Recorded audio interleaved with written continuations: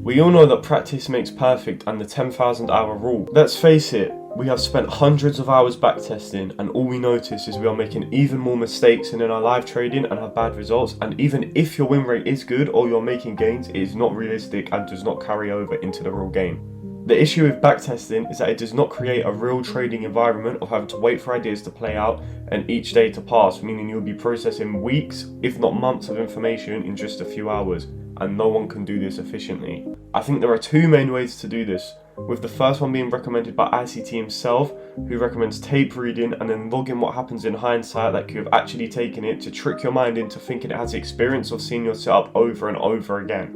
While this may work for some, I truly believe high quality forward testing is the best way to see profitability and the results we told ourselves we would get. Let's use this GU trade as an example.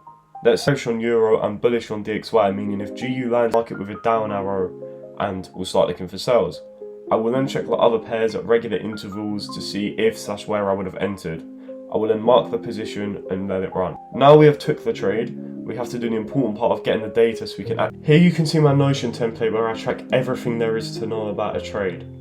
As you can see, we have the result, the pair, whether the trade was a buy or sell, the risk reward, percentage gain. I also have areas of my trading which I'm potentially looking to change, such as I'm looking at the effect of moving my stops to break even, or how news affects my trading, as well as a 5-minute market structure shift. I currently enter for 1, you would know that if you watch my other videos. However, I'm seeing what would be the effects of a 5-minute. So let me jump into a pair and I'll show you how I fill this out.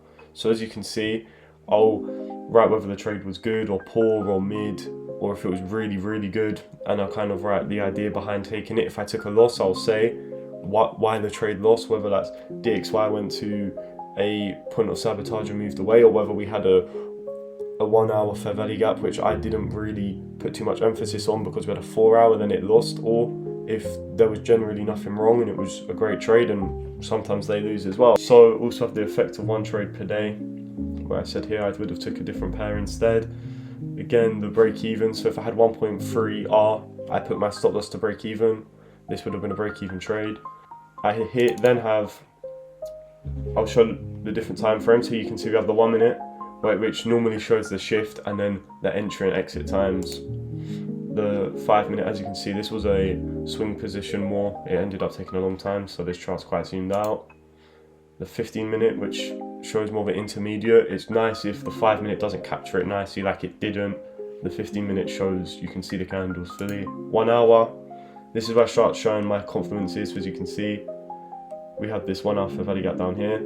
I was using the fair value gaps to show displacement to the upside, again with these two. I then have a second 1 hour, which is what I use to show price roughly 24 hours after to see how we reacted, so if there was anywhere I could have targeted higher, etc. 4 hour, again, another area which shows PD arrays or confluences for me entering, and then the daily, which shows everything just on a higher time frame.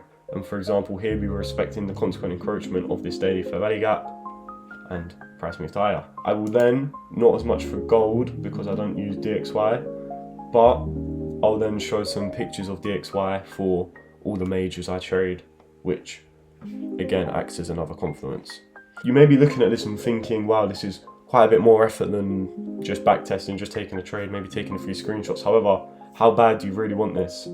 Because this is a much better way to do this for your mental, and you also in your mind are saying, you can come back and think this is real evidence. This isn't evidence of, oh, was you actually right, or you was genuinely thinking this at the time and then took the position. So this is literally real trading without having to put any risk on, and you can get a lot of data over a short period of time, especially if you're gathering it on multiple pairs. That's where I'd say this definitely shines. As you can see here, I would never have took this many trades live. Obviously, April's been a quiet month for me.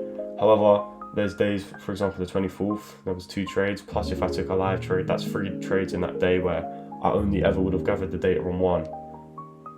So yeah, I hope you enjoyed this. It's been quite short. Again, not much chart action to show you apart from these, a few little trades here and there. But everyone always talks about backtesting, use their FX replay code, etc. However, whilst it can be really good, I believe it definitely has its limitations. And of course you can use both. However, when I took backtesting out, I did notice my trading improved. So yeah, I'll speak to you next time.